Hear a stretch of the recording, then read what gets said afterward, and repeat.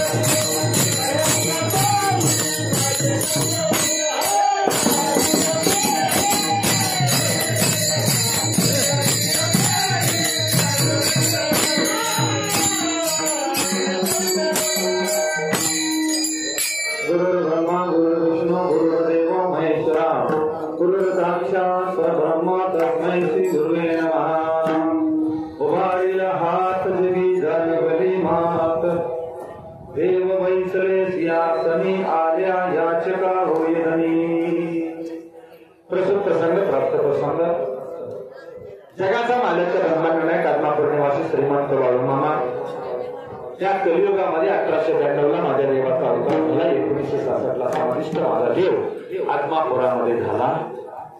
हा म्हणता म्हणता या जगदुनियामध्ये माझ्या देवाचा झेंडा फडकू लागला. देवाचा जागर ह्या जगदुनियामध्ये होऊ लागला. पिवळा म्हणणारा सोनेरी म्हणणारा या कलियुगामध्ये ह्या जगदुनियामध्ये उधळला जाऊ लागला.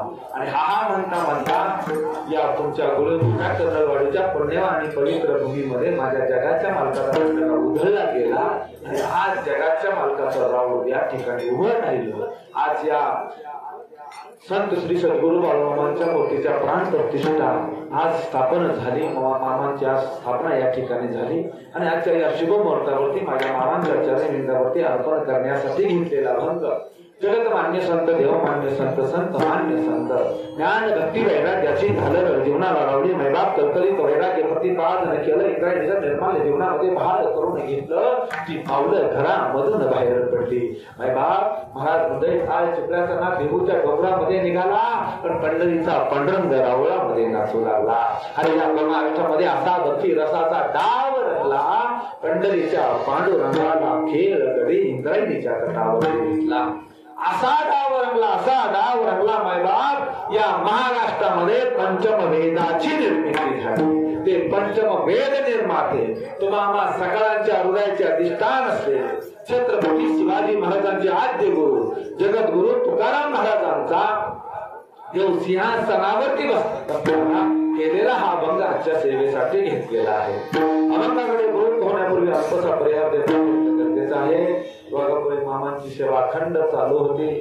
ह्या जगाच्या मालकाने ठरवलं कोणाकडून काय करून घ्यायचं आणि कधी करून घ्यायचं.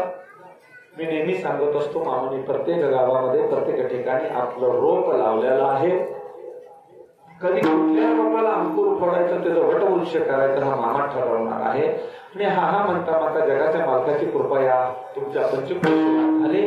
आणि वाघापुरे मामांच्या तर कमळाने हा योग तुम्हा आम्हाला आला. आणि बघता बघता मामांचं राऊळ या ठिकाणी उभं राहिलं. आणि आज मामा त्याच्या सिंहासनावरती विराजमान झाला.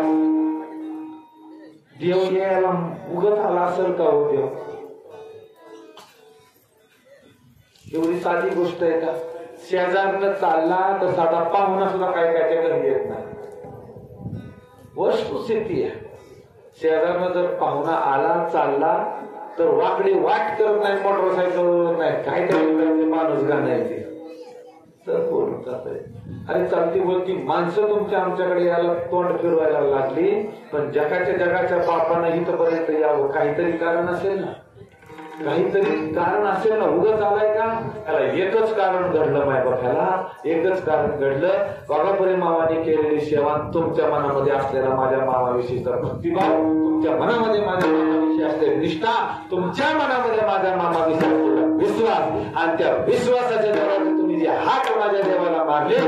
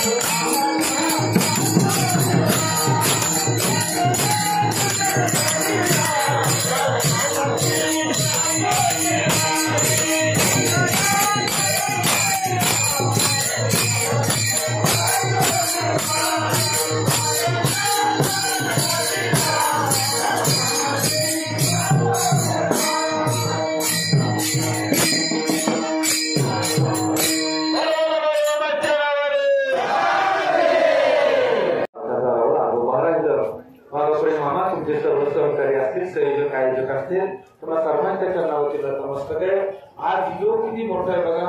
आज गाणगापूरवरून महाराज मंडळी आले, मडीला गाणीमाताचं ज्याला नाताला ठाण्या मडीवर महाराज मंडळी सगळे आले, हरिद्वारवरून महाराज आले.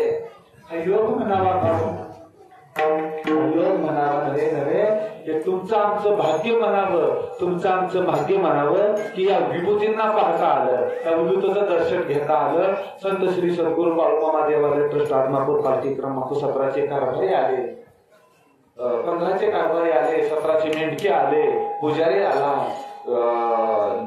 बाळूमामा देवस्थान लोकरडचे विनायक मामा आले, अष्टादीश संत या ठिकाणी गोळा झाले. हा वैष्णवांचा मेळा तयार झाला. आज या ठिकाणी वैष्णवांचा मेळा तयार झाला. तुमच्या आमच्यापेक्षा बघ्या कपड्याचीच माणसं जास्त होती. आत्मापुरात मामांच्या दारात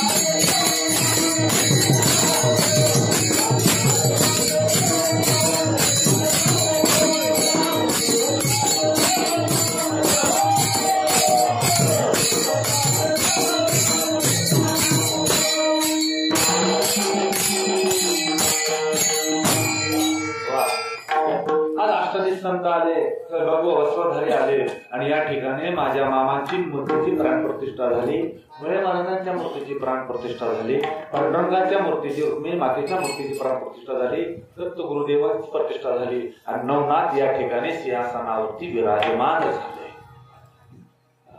करगळ महाराजांच्या हस्ते कलशाचं रोहन करण्यात आलं. खऱ्या अर्थाने ह्या भूमीला, ही भूमीमध्ये काय पुण्य कधी काळामध्ये घडलं असेल ना, हे तुम्हाला मला सांगू शकत नाही. आदिशक्ती, आदिमाया व डोंगरावरती विराजमान आहे आणि त्याच्या पावसाच्या कैलाशीचा महादेव विराजमान झाला. तुमचं भाग्य आहे, तुम्हाला मला डोकं टेपायला या ठिकाणी जागा झाले. म्हणजे आलेल्या सर्व अष्टादीश संतांच्या ह्या महाराज मंडळीच्या चरणावरती नतमस्तक होतो. त्याचबरोबर मला सुंदर अशी साधने बापू महाराज कोळपे, श्रीगोंदाचे आहेत, हंगेवाडी आमचे युवराज महाराज शेळके, युवा कीर्तनकार स्वतः आहेत, मृदुंगमणी आहेत, त्यांचे गाव श्रीगोंदा तालुक्यामध्ये बोरी नावाचं गाव आहे. तर लांबचा प्रवास त्याला महाराजा मंडळीने सांगितलं. तर आमचे महेश महाराज डोबळे लांब डोबळेवाडी शिंदेवाडी जे आहे यायला वेळ झाला ते करणार होते. सगळे महाराज म्हणजे वारकरी टाळकरी मार्गातून जय करणार होते. त्याचं मस्तक आहे बाबा तुम्हाला साष्टांग दंडवत आहे बाबा. ठीक आहे. त्याचवर हे वासुंदे गावावरून संत श्री सद्गुरू बाळूमामा तळ श्री क्षेत्र वासुंदे गारगेवाडी इथून आलेली सगळी मंडळी वासुंदे गावामध्ये महाराज 8 वर्ष झाली. मामांचा दरबार दर महिन्याला भरतो. सुंदर असं व्यवस्था ही मंडळी करतात आणि खूप मोठा भंडारा त्या ठिकाणी 1500-2000च्या आसपास माणसं येतात. लांबचे लोक भंडारा चालवतात. आज ही सगळी मंडळी आली आणि बापू सगळ्यांनी गळ्यात टाळ घातले. सगळ्यांनी गळ्यात टाळ घेतले. वा गड्या नाही करा मुलीवर शिकली आता आमची युवराज महाराज. त्या पोरांनी ठरवलं युवराज महाराज तळावरची तिसरी सेवा तुमची सगळी मंडळी आहे. सुंदर अशी साथ्यांची आहे. सर्वांचे त्यांना नतमस्तक होतो. आचार्य मामाने सुंदर असा स्वयंपाक केला. शिष्टीमॉले दादा तुला पूर्वक धन्यवाद आहे. सगळी मामाची लेकरं ना दादा माहिनो तुम्हाला सर्वांच्या करण्यावरती नतमस्तक आहे. एकदा जोरदार टाळ्या वाजवा.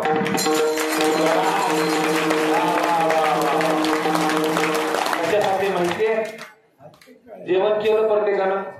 जेवण नाही केलं त्याने हात वर करा. तुम्ही नाही तुमचा तुम्ही सगळ्यांनी जेवण केलं परंतु तुम्ही मामांचं चरित्र ऐकायला अरे मामा काय आहे ते समजून घेण्यासाठी त्या मामाला ऐकण्यासाठी तुम्ही बसलात ना हे खऱ्या अर्थानं पुण्याची गोष्ट आहे. त्याला खऱ्या अर्थानं माझा पगार मामा तुम्हाला दिल्याशिवाय राहणार नाही बरं का.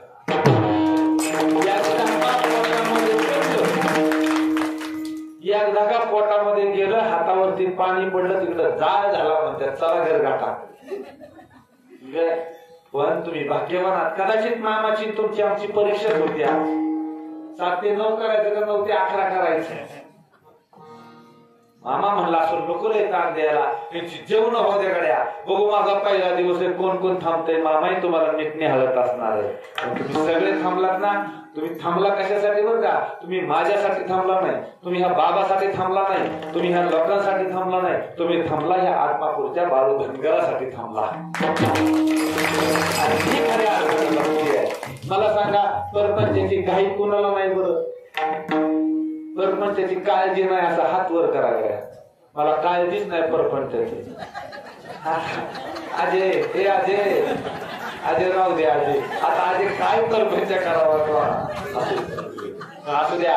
आजीच्या कानपूरला एक थोड्या खराब असत्या. आजीला तरी काय कुणी परपंच सोडलेला नाही. कुणी सोडणार पण नाही बरं का. आणि कुणी सोडावा असं माझं मत अजिबात नाही हो. आम्ही नाही सोडला तर तुम्हाला कशाला म्हणून सोडा. पण हे सगळं करत असताना त्या भगवंतासाठी वेळ काढा. वेळ द्या.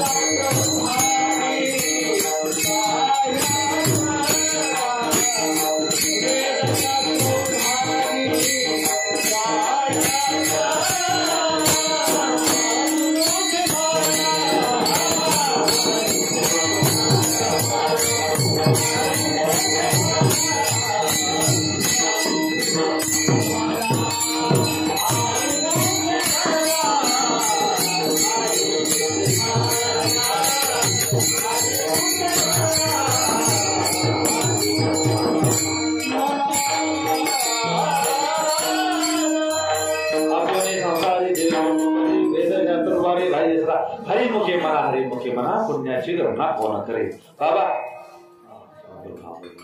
ठीक आहे. त्या संस्थेमध्ये वेळ थोड्या भगवंताची सेवा केली पाहिजे. आणि देव आज तुमच्यासाठी इथपर्यंत आलेला आहे. माझ्या देवाला काही काम नव्हतं का म्हणून आलाय का. अरे जगदुनियाची जडणघडण माझा देव करतो या.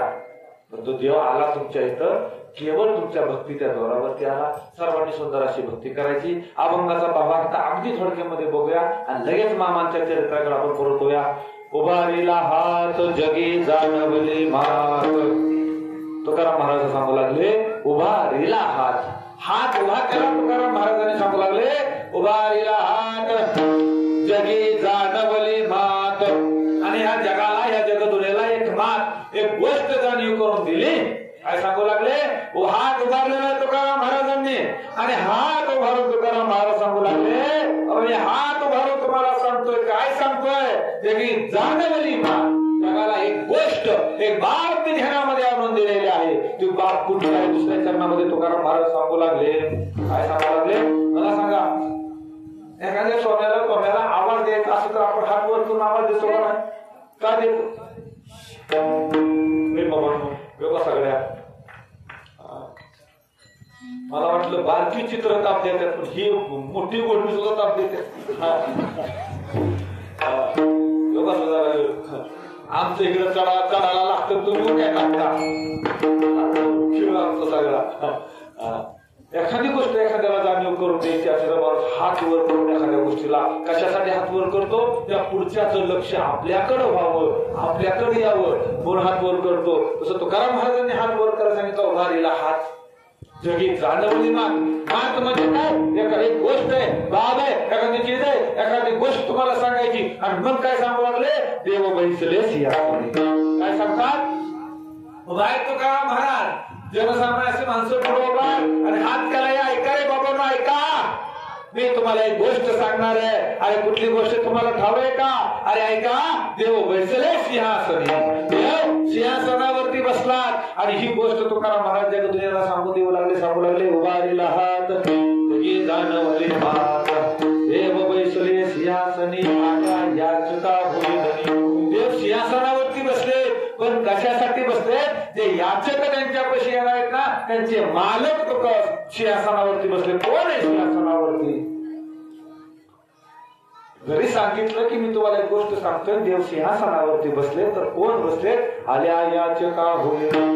त्या याचकांचा धनी जो आहे मालक आहे नवे नवे याचकांचा जो कैवारी आहे ना तो देव आता सिंहासनावरती बसलाय. पण ऐका एकाचे कैवारे उगवी अनेकांचे कोडे. एकासाठी देव आला असला तरी तो एकासाठी आलेलाच नसतो. पण कुणीतरी पुढे चालावं लागतं त्याच्या पाठीमागं चालावं लागतं. मग वाघापुरे मामांनी जेव्हा सेवा केली त्यांची सेवा श्रेष्ठ झाली भगवंताला इथपर्यंत आलं ना यावं लागलं ना ते एकट्या त्यांच्यासाठी देव आलाच नाही. एकट्या त्यांच्यासाठी देव आलाच नाही. बरं तुम्ही म्हणा ह्याला पुरावा काय की देव एकट्यासाठी आलाच नाही.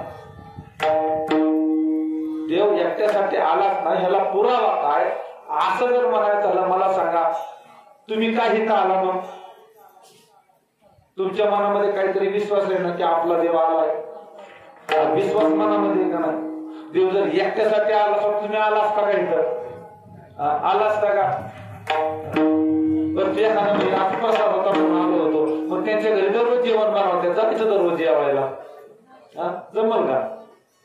पण हृदयामध्ये ते विश्वास आहे ना देव जरी एकासाठी आला असला तरी तो अनेकांचे कोडे उलगडणारा देव आहे. तो आपला आहे तो माझा देव आहे. नवे नवे हा मामा माझा मायबाप आहे हा विश्वास तुमच्या मनामध्ये आहे म्हणून तुम्ही इथं आलेला आहात. मग हेच तुकाराम महाराज सांगतात एकाचे कैवारी उगवी अनेकांचे कोडे.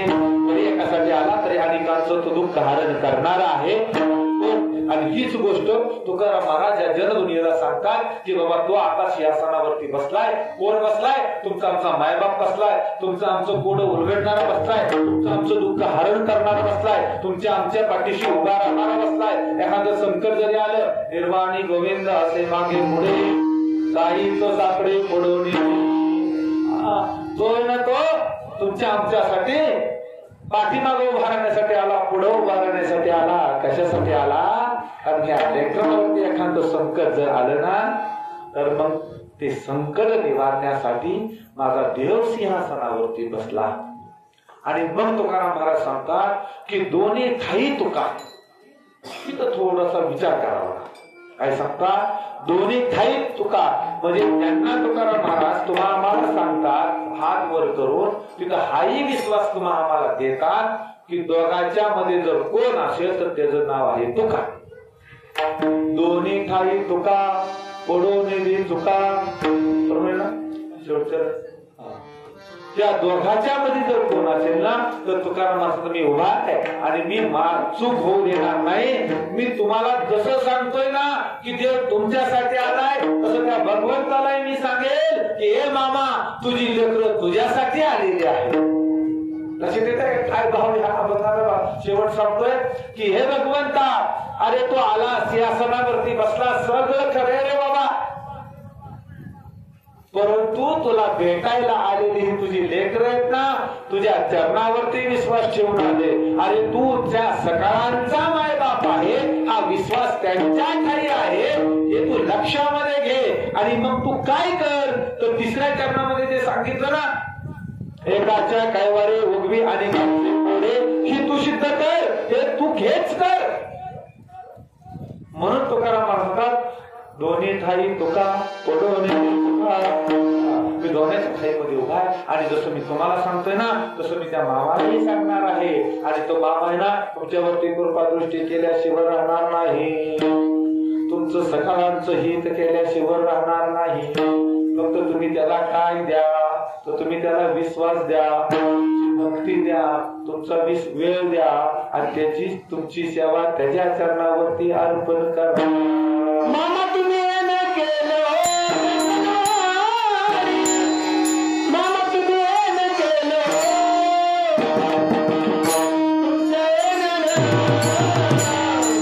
जीवनात सोनं झालं.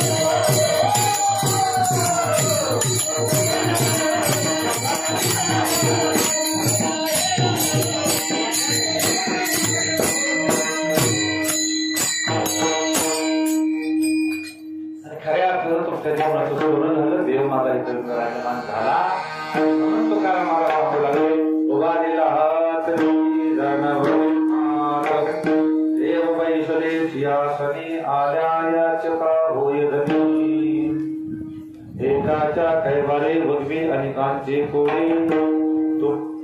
दोन्ही ठाई तुका पडो नाही देत तुका. अभंगाचा सरळ आणि साधा भावार्थ मायबाप संपला. एकदा विठोबा रुक्माईचं भजन होईल आणि मामांच्या चरित्राकडे प्रवृत्त होईल.